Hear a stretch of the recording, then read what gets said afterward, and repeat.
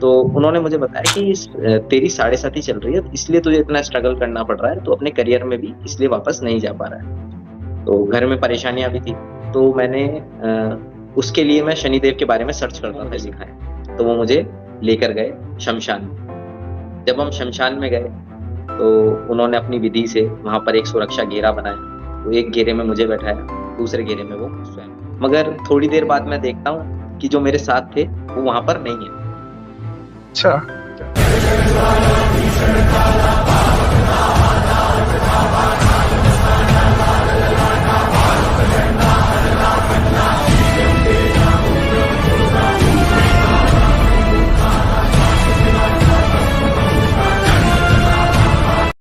तो जय श्री राम दोस्तों, तो आप सभी का स्वागत है हमारे नए पॉडकास्ट में। और जैसा कि आप सभी लोगों का डिमांड था कि एस्ट्रोलॉजर से हटके अब हम साधकों के पास जाए, पहले भी हमने कई साधकों से बात किया है और एक बार फिर से हाजिर हैं विवेक जी। तो विवेक जी, बहुत बहुत शुक्रिया पहले तो आने के लिए, और शुक्रिया पहले तो हर हर महादेव मॉर्गन जी, धन्यवाद, आपने हमें इनवाइट किया। तो विवेक जी, सबसे पहले तो जैसे कि जो हमारे दर्शक हैं नए हैं, उनको अगर आपके बारे में नहीं पता तो आपके बारे में थोड़ा सा बैकग्राउंड बताइए कि आप कहाँ से बिलोंग करते हैं, कैसे इस भक्ति वाली लाइन में आना हुआ, उसके बारे में थोड़ा सा बताइए। मैं मॉर्गन जी वैसे अजमेर राजस्थान से बिलोंग करता हूँ। मेरी स्कूलिंग जो है वो अजमेर राजस्थान से ही हुई है। और फिर मैंने ग्रेजुएशन किया। ग्रेजुएशन करने के बाद मेरा इंटरेस्ट था मॉडलिंग लाइन में। तो मैं शोज वगैरह में, मुंबई और गोवा शोज में और कई सीरियल्स में, वीडियो सॉन्ग्स में, उसमें मैंने काम किया। तो उस ये सब मैं करता था। वहां से फिर आपका मतलब जैसे जो भक्ति से या फिर साधना में जो इंटरेस्ट आया, उसके बारे में थोड़ा सा बताइए, कैसे झुका हुआ आपका। हाँ जी। देखिए, जैसा मैंने आपको बताया कि मैं अ, गोवा और मुंबई रहता था, मेरा अप डाउन चलता रहता था। तो उस फेज़ में मैं काफ़ी खुश था, तरक्की भी कर रहा था, आगे बढ़ रहा था। तो मुझे घर से कंटीन्यूअसली फ़ोन आते थे कि घर में प्रॉब्लम है, कभी कोई दिक्कत, कभी कोई दिक्कत। तो मैं उसके चलते मुझे वापस अजमेर रिटर्न आना पड़ा। जब मैं रिटर्न आया, तब मैंने देखा कि घर में काफ़ी प्रॉब्लम्स हैं, मेडिकल इश्यूज़। तो उसके चलते अ, मैं डॉक्टर्स के पास हम जाते थे, तो रिपोर्ट में कुछ भी नहीं आता था, रिपोर्ट नॉर्मल होती थी, मगर परेशानी एज़ इट इज़ रहती। तो मैं जो साधक होते हैं, बाबा वगैरह होते हैं, उनके बारे में मुझे किसी ने बताया, मैं उनके पास गया, उनसे मिला। तो किसी ने कोई परेशानी बताई, किसी ने पितृ दोष, किसी ने प्रेत दोष, किसी ने कोई तंत्र बाधा बताई, मगर उसका सॉल्यूशन किसी से नहीं हुआ। फिर हम एक व्यक्ति से मिले थे, उनके पास से हमें 50% आराम मिला था। आप ये कह सकते हैं मुझे 50% वहाँ से हम ठीक हुए थे। पूर्ण रूप से तो उधर से भी नहीं हुए। तो वहाँ से मेरा इंटरेस्ट जुड़ा कि जो मेडिकल लाइन वाले डॉक्टर्स जो इतनी पढ़ाई करके इन सब में आए हैं और जो और भी लोग हैं, उन सब के पास किसी के पास इसका सॉल्यूशन नहीं है।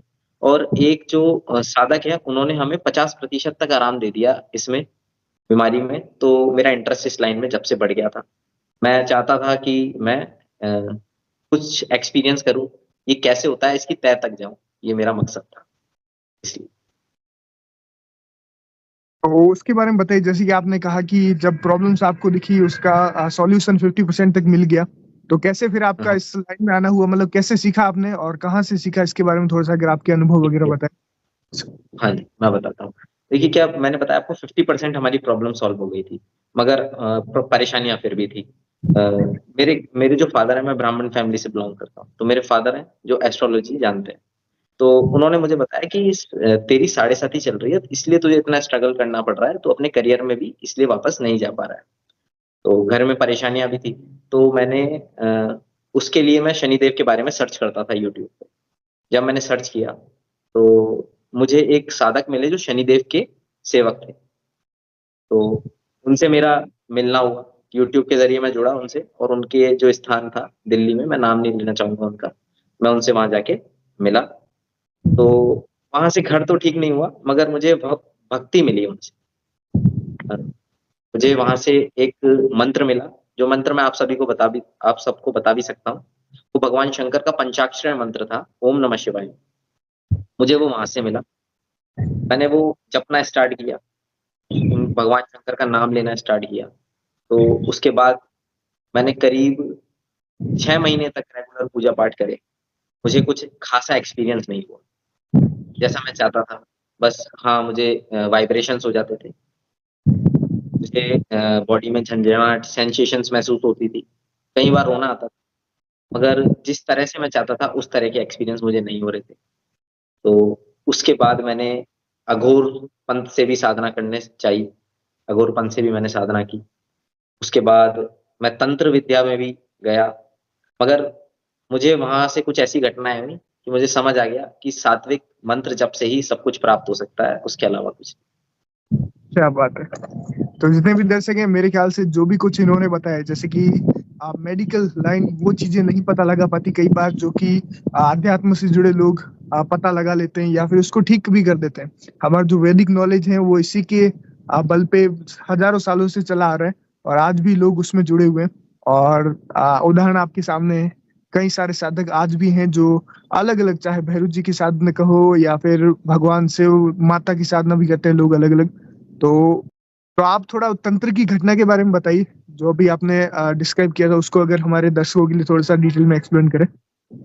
जी, देखिए तंत्र में जो घटना मेरे साथ हुई थी, मैं एक साधक थे, उनके साथ उनसे मैं चाहता था कि वो मुझे सिखाएँ, तो वो मुझे लेकर गए शमशान में। जब हम शमशान में गए, तो उन्होंने अपनी विधि से वहाँ पर एक सुरक्षा घेरा बनाया। वो एक घेरे में मुझे बैठाया, दूसरे घेरे में वो स्वयं बैठे। उन्होंने मंत्रों का आह्वान किया, मैंने उनके पीछे-पीछे मंत्रों का आह्वान किया। जब वहाँ का जो माहौल था ना शमशान का, वो एकदम बदल चुका था। जब मंत्रों का आह्वान हुआ, हमें 10-15 मिनट हुए, तो बहुत तेज़ हवाएँ चलने लगी। जैसा मैंने कभी सोचा भी नहीं था, देखा भी नहीं था, इस तरह का एक्सपीरियंस होने लगा। मेरे लिए वो फर्स्ट टाइम था।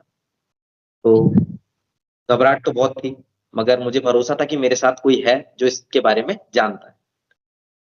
मगर थोड़ी देर बाद मैं देखता हूँ कि जो मेरे साथ थे, वो वहाँ पर नहीं है। अच्छा, क्या बात। मैं वहाँ अकेला हूँ और मुझे बहुत अलग-अलग एक्सपीरियंस हो रहे हैं। कभी किसी के चिल्लाने की आवाज़ आ रही है। अब मैं उस सुरक्षा घेरे से निकल भी नहीं सकता था। कुछ क्षण बाद मुझे पहली बार जो एक कह सकते हैं देवता के दर्शन, मगर रौद्र रूप में हुए थे। उस समय मुझे माता काली के दर्शन हुए उस क्या शमशान बात में, क्योंकि वो शमशान जगाने के लिए गए थे मेरे साथ जो गए थे, वो शमशान जगाने के लिए गए थे। उनकी विद्या को जो कहते हैं, शमशान को जगाना कहते हैं।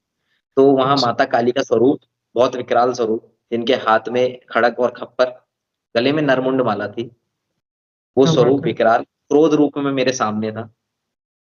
मैं उस समय बहुत घबरा चुका था। मगर जैसा मैंने आपको बताया कि मैं सेवा उससे पहले करता था। तो उस सेवा के बीच मैंने भगवान शंकर को अपना गुरु बना रखा था। तो मुझे कुछ समझ नहीं आया। मैंने भगवान शंकर को अपने गुरु रूप में याद किया और मैंने उनसे सुरक्षा माँगी। क्षण भर का समय था, मैंने आँख बंद ही करी थी। सब कुछ वैसा का वैसा जैसे पहले था, नॉर्मल हो गया।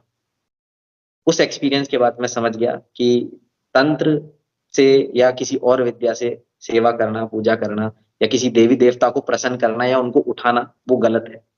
तो उसके बाद मैं वापस अपनी सात्विक ट्रैक पे आ गया। मैं सात्विक साधनाएँ करने लगा। फिर मैंने 41 दिन की साधना करना स्टार्ट करी। ओके। तो जैसे अभी आपने बताया 41 दिन की साधना, तो जो हमारे दर्शक हैं उनके लिए थोड़ा सा बताइए कि 41 दिन की साधना होती क्या है और कैसे परफॉर्म की जाती है, और मतलब इसके बारे में थोड़ा सा डिटेल दीजिए। देखिए, 41 दिन की साधना का महत्व है क्योंकि 41 दिन ही उसमें लिए जा रहे हैं, ना 31 ना 21, सिर्फ़ 41। वो इसलिए क्योंकि 41 दिन का एक चक्र होता है। जी। उस चक्र में हम कोई भी कार्य करेंगे ना, नॉर्मल अपनी लाइफ़ में भी कोई भी कार्य करेंगे, 41 दिन तक आप रेगुलर करेंगे तो आपकी आत्मा, आपका शरीर और आपका मन उसके लिए तैयार हो जाएगा, उसके रूप से ढल जाएगा। तो इसीलिए जो साधना है, किसी भी एक देवी-देवता को हमें 41 दिन तक पूजना पड़ता है, जिससे हम उसके तत्व में ढल जाएँ और उनकी साधना कर पाएँ। तो 41 दिन की साधना का ये महत्व है कि हम 41 दिन तक जो साधना करते हैं, किसी भी देवता का एक मंत्र लेते हैं, उनकी जो भी विधि होती है, उससे आसन लगाते हैं, उनकी तस्वीर रखते हैं और उसके बाद उनके मंत्र का जप करा जाता है 41 दिन तक और वो साधना 41 दिन मतलब 40 दिन के बाद 41वें दिन आखिरी दिन वो समाप्त की जाती है। अच्छा, उसके और बाद ये आपको किसी भी देवी की जा सकती है? बिल्कुल जी, हर देवी-देवता की जा सकती है। इसका मंत्र हर देवी देवता का अलग अलग होता है, उस हिसाब से ये किसी भी देवी देवता की जा सकती है, मगर ये साधना किसी गुरु के सानिध्य में ही करनी चाहिए। तो जितने भी दर्शक हैं जो साधना के बारे में बताया इन्होंने, ये सबसे बेहतरीन चीज है कि हमेशा कभी भी आप ऐसी कोई भी प्रैक्टिस करें तो एक गुरु के मार्गदर्शन में ही ये काम करें, वही बेस्ट होगा।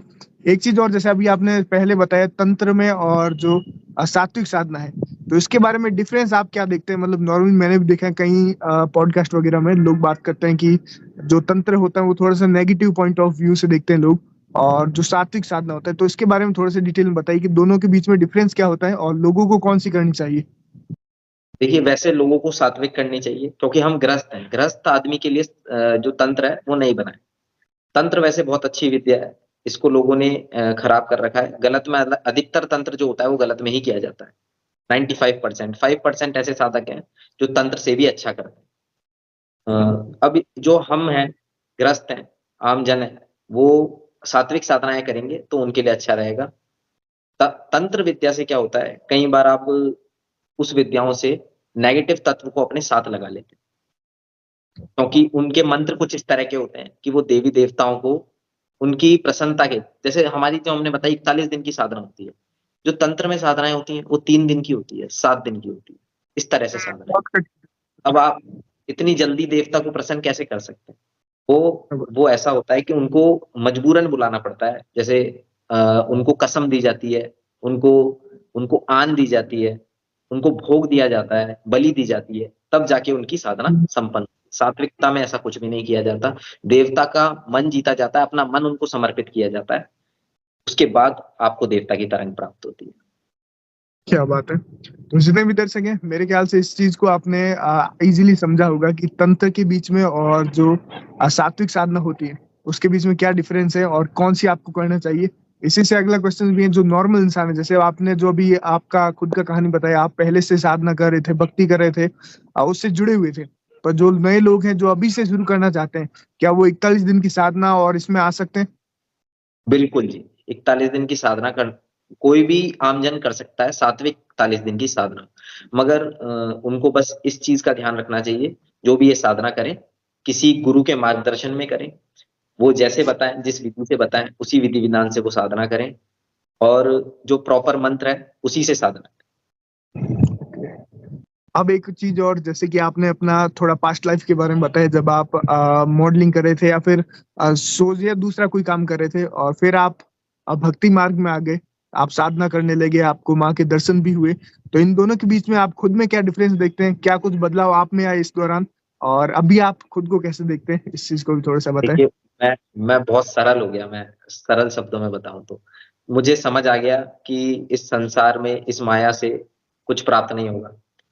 मैं शून्यता की तरफ बढ़ने लगा। जितना मतलब कम में गुजारा किया जाए, मैं उतने में रहने लगा। और अपने शरीर में मुझे बहुत बदलाव दिखे, अपने स्वभाव में मुझे बहुत बदलाव दिखे। क्रोध जल्दी से आता नहीं है, मन शांत रहता है, किसी चीज की इच्छा नहीं रहती। जैसे कहीं लोभ होता है, लालच होता है, इस तरह का कुछ नहीं है। हमने सबसे पहले जो मैंने ध्यान साधना करी थी, उसमें मैंने अपने 5 तत्वों पर विजय पाई थी, जो होता है काम, क्रोध, मद, लोभ। क्योंकि मैंने मेडिटेशन का कोर्स भी किया है, मेडिटेशन एंड योगा का मैंने कोर्स किया था। जब मैं अपने करियर की एंडिंग में, जैसे मैंने जब मॉडलिंग वाला फेज में खत्म करके अजमेर आया था, उस समय में मैंने मेडिटेशन एंड योगा का कोर्स भी किया था। अब इससे थोड़ा हटके एक और चीज पे आते हैं, जैसे कि आजकल जो बाबा लोग हैं या फिर जैसे कई लोग फर्जी काम भी करते हैं, तो वो प्रेत का और भूत प्रेत पिशाच, आपको पता ही ये सब टर्म्स, तो ये सब क्या होते हैं? जैसे हमारे शास्त्रों में भी इसका वर्णन है, तो इसके बारे में थोड़ा सा बताइए कि प्रेत या भूत प्रेत वगैरह ये होते क्या है, और रियलिटी में होते भी हैं या नहीं भी होते? बिल्कुल, देखिए, भूत प्रेत होते हैं, ठीक है। भूत क्या है? भूत है बीता हुआ कर्म। मतलब हम शरीर के भूत हैं, हमारे साथ हम शरीर हैं, हमारे पास शरीर है, मगर हमारे अंदर जो आत्मा है वो एक प्रेत है। जब हमारा शरीर नहीं रहेगा, वो प्रेत रूप में हो जाएगी, ठीक है। तो भूत पिशाच का वर्णन तो हमारे ग्रंथों में शुरू से ही है। श्रीमद् भगवत गीता की शुरुआत प्रेत से ही होती है, प्रेत की कहानी से ही होती है। तो जो आपने अगर आयुर्वेद के बारे में जानते हैं, तो आयुर्वेद में भी इसका वर्णन है। हमारे जो ग्रंथों में आयुर्वेद में भी इसका वर्णन है कि आयुर्वेद में इसको कुपित वायु कहा जाता है, कुपित वायु, अच्छा। जो आपके शरीर के जो अपने 9 मार्ग होते हैं, उनसे प्रवेश करती है। आँख, नाक, कान, आपका मुँह और आपके गुप्तांग, आपका सहस्त्रार और नाभि कमल। ये 9 मार्ग हैं हमारे शरीर के, जिससे ये हमारे शरीर में प्रवेश कर सकती है। क्या? तो जी जी, आप कंटिन्यू रखिए। अच्छा, तो प्रेत जो होता है, ये कुपित वायु है। ये हमारी तरह ही एक शरीरधारी था। जब ये शरीर छोड़ देता है, इसका मोह नहीं छूटता है।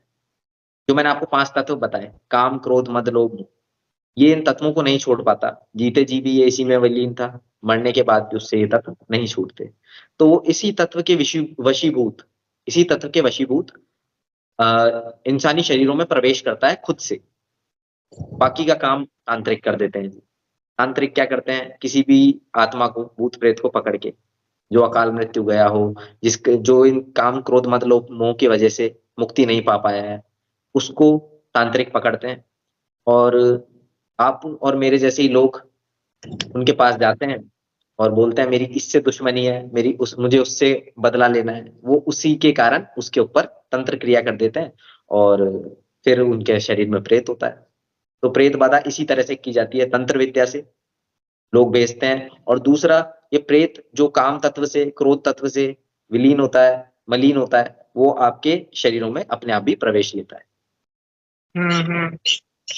तो जैसे ये प्रेत बाधा होती है या फिर भूत प्रेत के बारे में, जैसे राजस्थान में तो बहुत ज्यादा ये होता ही है, मैंने भी कहीं सुना है। तो इसका इलाज भी कई सारे अलग अलग लोग अलग अलग तरीके से करते हैं।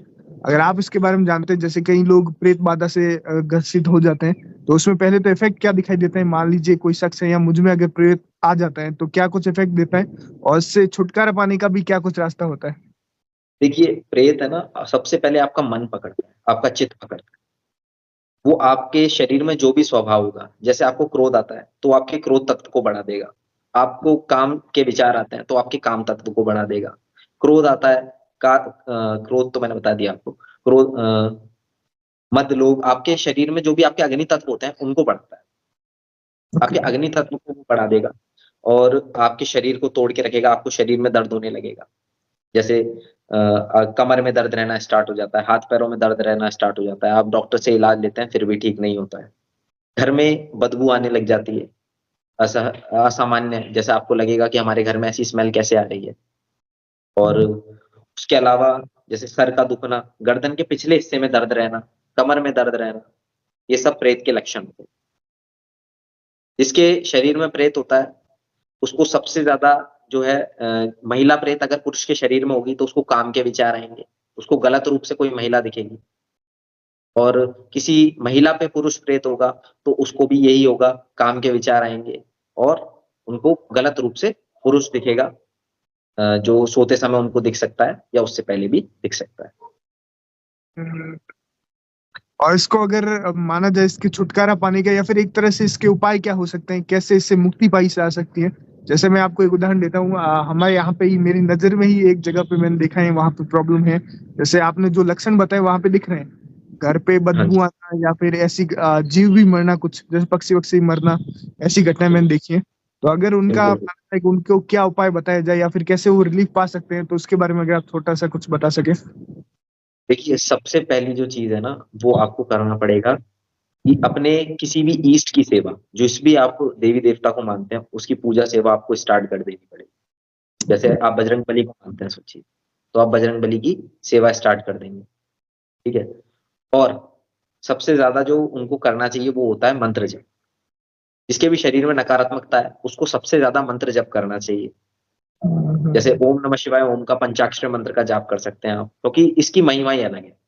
ये जो मंत्र है, आप सभी मंत्र सुनेंगे तो आपने जैसे सुना ओम भैरवाय नमः, ओम दुर्गाय नमः, तो इन सब मंत्रों के बाद नमः लगता है। इस मंत्र में ओम नमः शिवाय ओम, नमः पहले आता है।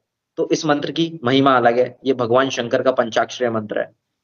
जब आप ये जपने लगेंगे तो आपके शरीर में नकारात्मकता ठहर नहीं पाएगी। क्योंकि क्या होता है, जब आप मंत्र जप करते हैं, तो मंत्र आपके मुख से निकल के इस ब्रह्मांड का एक चक्र चक्कर लगाता है और आपके नाभि कमल से आपके शरीर में वापस प्रवेश लेता है। जब आपके शरीर में मंत्र भरने लगेगा, तब आपके शरीर में प्रेत नहीं रह सकता। तो उनको एक तो सबसे पहले मंत्र जप करना चाहिए, पूजा सेवा करनी चाहिए। उसके अलावा अपने घर में जैसे धूप होती है, उसका उसको जलाना चाहिए, दीप जलाने चाहिए, भगवान शंकर के नाम से दीप जलाने चाहिए, दीप दान करना चाहिए अपने घर। एक चीज और, जैसे कि अभी हम प्रेत के बारे में बात कर रहे हैं, भूत पिशाच या जो भी चीजें हैं, ये नेगेटिव एनर्जीज, तो आपको तो डेफिनेटली कभी ना कभी इस चीज का अनुभव हुआ होगा, या फिर कभी आपका कुछ अगर ऐसा एक्सपीरियंस रहा हो तो जल्द से अगर आप शेयर करना चाहें तो।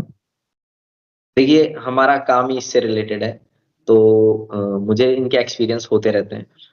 मैं आपको जो सबसे पहले पहला मेरा प्रेत का एक्सपीरियंस है, वो बताना चाहूँगा। जब मैं साधना करने लगा था, साधना के कुछ समय बाद ही मैंने जब लोगों को ट्रीट किया, लोगों को देखा, जिनके ऊपर नकारात्मकता थी, उन लोगों ने मुझे बताया कि उनको नेगेटिविटी फ़ील होती है। मैंने उनके नाम से मंत्र जप करा। जब मैंने उनके नाम से मंत्र जप करा, तो उनकी जो नकारात्मकता थी, उसने मुझे परेशान किया। मैं रात्रि में सो रहा था, 2 से 3 का समय था, 2 से 3 बज रहे थे रात के। मुझे ऐसा आभास हुआ कि मेरी छाती पे कोई भारीपन है। तो जब मेरे को मुझे ऐसा आभास हुआ, तो मैंने उठ के देखा, मुझे कुछ नहीं लगा, मैं फिर से लेट गया। फिर कुछ समय बाद मुझे ऐसा लगा कि मुझे किसी ने दबा दिया है बहुत ज़ोर से, और उसी क्षण एक ज़ोर से आवाज़ आई और उस प्रेत का जो मुझे मेरी छाती पे दिख रहा था, उसका नामो-निशान मिट गया। क्या बात है। तो ये मेरे ईष्ट की कृपा थी कि उसने मुझे प्रेत से, प्रेत बाधा से या जो भी समस्या थी उससे मुझे बचाया। तो जितने भी दर्शक है, मेरे ख्याल से प्रेत से रिलेटेड आपके सारे क्वेश्चंस क्लियर हुए होंगे। कैसे वो लक्षण देते हैं, क्या कुछ इफेक्ट देते हैं, और कैसे आप उनसे छुटकारा भी पा सकते हैं। एक चीज और, दृष्टि खुलना, या फिर कई लोग अलग अलग नामों से बुलाते हैं, तो इसके बारे में थोड़ा सा बताइए। कॉन्सेप्ट लोगों को क्लियर नहीं है, तो इसके बारे में थोड़ा सा अगर आप बताना चाहें, दृष्टि खुलना क्या होता है। देखिए, दृष्टि खुलना होता है थर्ड आई, जो आपके आज्ञा चक्र है, इससे आपको दर्शन होने लग जाते हैं। लोक दर्शन होते हैं, ब्रह्मांड के दर्शन होते हैं। जिस तरह से आप इसको काम में लेना चाहें, ले सकते हैं। मगर ये काफ़ी समय के मंत्र जप के बाद, ध्यान साधना के बाद ही होता है। जैसे आपको दृष्टि खुलने के बाद आपको वो दिखेगा जो आपको इन खुली आँखों से नहीं दिखता। आपको भूत-प्रेत दिख सकते हैं, देवताओं के दर्शन हो सकते हैं। इसको खोलने का प्रोसेस कुछ इस तरह से होता है कि आपको नियमित लंबे समय तक मंत्र जप करना होता है। उसके अलावा आपको ध्यान करना होगा, ये उसी से खुलेगा। क्या बात है।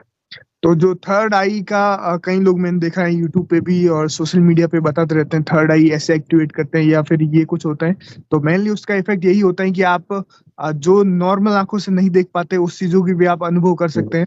और इससे रिलेटेड भी बिल्कुल। अगर आपके कुछ अनुभव हो तो जरूर से बताइए। वैसे तो हमने पहले भी बात किया, पर जो थर्ड आई देखने के बाद, जैसे आपने देवताओं के दर्शन के बारे में बताया, नेगेटिव एनर्जीज को भी देख सकते हैं, तो वैसा कुछ अगर आप बताना चाहें तो डेफिनेटली बताइए। हाँ जी, मैं बताता हूँ। जैसे मैं साधनाएँ मेरी चल रही थी, जैसे मैं 41 दिन की साधनाएँ कर रहा था। उस 41 दिन की साधना के बाद मैंने 2 बार 41-41 दिन की साधना की। मुझे अनुभव बहुत होते थे, झनझनाहट शरीर में, आभास होता था कि मेरे आस-पास कोई है और मेरी आँखों से आँसू आते थे। जब भी मैं अपने देवता की तस्वीर की तरफ देखता था, भगवान शंकर की तस्वीर की तरफ देखता था। जब मैंने एक 41 दिन की साधना और की, मतलब वो मेरी तीसरी साधना थी इन सब के बाद। तो जब मैंने 41 दिन की एक और साधना करी, उसके 41वें दिन जब मैं मंत्र जप कर रहा था, तो मुझे अनुभव हुआ कि मैं अपने शरीर को काबू में नहीं कर पा रहा। मेरा शरीर मेरे काबू में नहीं है। वो एक बुत बन चुका है, एक मूर्ति के रूप में। ना मेरा हाथ मुझसे हिल रहा था, ना मेरा आँखें मुझसे खुल रही थी। उस समय में जिन्हें मैं अपने मन से गुरु मान चुका था, जिनसे मुझे प्रेम हो चुका था, वो भगवान शंकर, उन्होंने मुझे दर्शन दिए। मुझे देव दर्शन हुए उस समय। जब मुझे उनके दर्शन हुए, तो एक रोशनी मुझे मेरी तरफ बढ़ती हुई दिखाई दी। मेरी आँखें बंद थी। तो जब मैंने 41 दिन की साधना अपनी पूरी की, तो उसके बाद मुझे एक्सपीरियंस हुआ कि मैं अपने शरीर को 41वें दिन साधना के 41वें दिन मुझे एक्सपीरियंस हुआ कि मैं अपने शरीर को अपने काबू में नहीं रख पा रहा। मेरा शरीर मेरे काबू में नहीं है। मुझे अब मैं अपनी आँख खोलना चाहता था मगर मेरी आँख नहीं खुल पा रही। तो उस समय में मुझे एक रोशनी मेरी तरफ बढ़ती हुई दिखाई दी। वो रोशनी मेरे पास आते-आते भगवान शंकर का स्वरूप ले चुकी थी। जब उन्होंने अपना एक पैर मेरे सामने धरती पर रखा, तो मुझे ऐसा लगा कि भूकंप आ चुका है। सब कुछ हिलने लगा। मेरे हाथ जो मेरे काबू में नहीं थे, वो अपने आप ही उनके चरणों में उठ के चले गए। मेरी आँखें खुली और मैंने उनके दर्शन किए। मैंने भगवान शंकर को गुरु तो शुरू से ही मान लिया, मगर उनने उस दिन मुझे शिष्य रूप में स्वीकार किया और मेरे सर पे अपना हाथ रखा। उस दिन के बाद से मेरा जीवन बिल्कुल बदल चुका था। मैं धन्य हो चुका था कि मुझे मेरे ईष्ट के दर्शन हो चुके थे। क्योंकि मैंने साधना जो करी थी, मेरा मकसद ही यही था कि मैं भगवान शंकर को पाना चाहता था। उस सत्ता को पहचानना चाहता था, जो इस रूप में विद्यमान है, जो लोगों को ठीक कर रही है, जो लोगों को शक्तिपात करा रही है। लोगों के शरीर में जो नकारात्मक ऊर्जा है, उससे उनको आराम दिला रही है। मैं उस ऊर्जा को देखना चाहता था, इसीलिए मैंने ये साधना स्टार्ट की थी। जब मुझे भगवान शंकर ने मेरे शीश पर हाथ रखा, मुझे बहुत वाइब्रेशंस महसूस हुए। मुझे ऐसा लगा कि मेरे शरीर में बहुत ज़्यादा ऊर्जा आ चुकी है।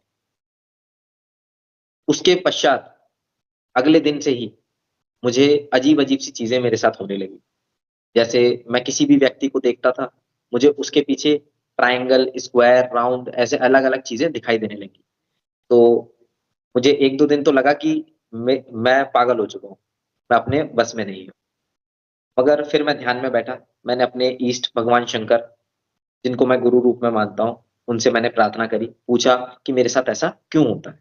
तब उन्होंने मुझे आभास कराया, उन्होंने मुझे बताया कि ये जो चीज़ें तुम्हें दिखाई देती है, ये प्रेत है, नेगेटिविटी है। किसी के साथ मुझे कोई देवी-देवता भी दिखाई दे जाता था। उसके बारे में भी उन्होंने मुझे बताया कि लोगों की जो समस्या है, वो आपको अब दिखाई दे रही है। क्यों? क्योंकि आपकी दृष्टि अब खुल चुकी है। उसके पश्चात कुछ समय बाद जो मुझे ट्रायंगल और स्क्वायर दिखाई देते थे, वो अपना-अपना आकार लेने लगे थे। कभी कोई महिला के रूप में दिखाई देता था, कोई आदमी के रूप में। एक ही जने के ऊपर 3-3 4-4 अलग-अलग चीज़ें मुझे दिखाई देती थी। किसी के पीछे कोई बुजुर्ग है, किसी के पीछे कोई माता की तरंग, किसी के पीछे बजरंगबली की तरंग है। मुझे ऐसा आभास होता था। तो उसके बाद ही मेरा सफ़र इस भक्ति मार्ग में आगे बढ़ा। क्या बात है! काफ़ी नया एक्सपीरियंस है, पहली बार हम इस चीज़ों को देख रहे हैं, सुन रहे हैं और आपने तो इस चीज़ को अनुभव किया है, ज़ाहिर-सी बात है, बहुत नई चीज़ है ये। दर्शकों के लिए भी काफ़ी नया चीज़ होगा। तो इसके बाद जाते-जाते एक चीज़ पे आते हैं कि जब आपको ये सब चीज़ें अनुभव हुई इतना टाइम से आप साधना भी कर रहे हैं, तो अब क्या आप एक गुरु की तरह लोगों को सिखा भी रहे हैं या फिर उनको मार्गदर्शन कर रहे हैं, कंसल्टेंसी भी कर रहे हैं? लोग अगर आपसे देखिए, मैं जुड़ना कंसल्ट करता हूँ लोगों को, उनकी समस्या उनको बताते हैं, उनके जो विकार हैं उनको दूर करते हैं, ध्यान साधना भी हम कराते हैं और लोगों के जीवन में जो कॉर्पोरेट जैसे अभी मेरे बहुत सारे क्लाइंट हैं, जो कॉर्पोरेट से जुड़े हैं, उनके जीवन में जो परेशानी है अ, वो उनका जीवन वो सोचते हैं कि खत्म हो चुका है। 9 टू 5 वो जॉब कर रहे हैं, उसके अलावा वो कुछ कर नहीं पा रहे, डिप्रेशन, एंग्ज़ायटी में रहते हैं। तो उन हुँ, सब चीज़ों से बचाने के लिए हम उनको ध्यान साधनाएँ कराते हैं, उनसे कंसल्ट वो हमसे कंसल्ट करते हैं, हम उन्हें उपाय बताते हैं। देखिए मैं गुरु रूप में तो सिर्फ़ एक ही है, भगवान शंकर, वही बन सकते हैं गुरु। मैं आपको गाइड ज़रूर कर सकता हूँ, जो भी हमसे जुड़ेंगे लोग, हम उन्हें गाइड ज़रूर करते हैं और उन्हें मार्ग देते हैं। क्या बात है। तो बहुत-बहुत शुक्रिया विवेक जी, आज आपका समय देने के लिए और हमारे दर्शकों के लिए इतनी इम्पोर्टेंट जानकारी बताने के लिए और समय देने के लिए बहुत-बहुत शुक्रिया। हर हर महादेव मॉर्गन। हर हर महादेव। सुनो दोस्तों, तो आज का पॉडकास्ट कैसा लगा आप लोग कमेंट में ज़रूर से बताइएगा और हाँ, जो हमारे गेस्ट हैं विवेक जी, उनसे अगर आप लोग जुड़ना चाहते हैं तो उनसे जुड़ने के सारे लिंक्स डिस्क्रिप्शन में दिए हुए हैं, तो जाके ज़रूर से चेकआउट करना। बाकी ऐसे और इन्फॉर्मेटिव पॉडकास्ट और वीडियोज़ के लिए चैनल को ज़रूर से सब्सक्राइब करना। मिलते हैं नेक्स्ट पॉडकास्ट में, शुक्रिया।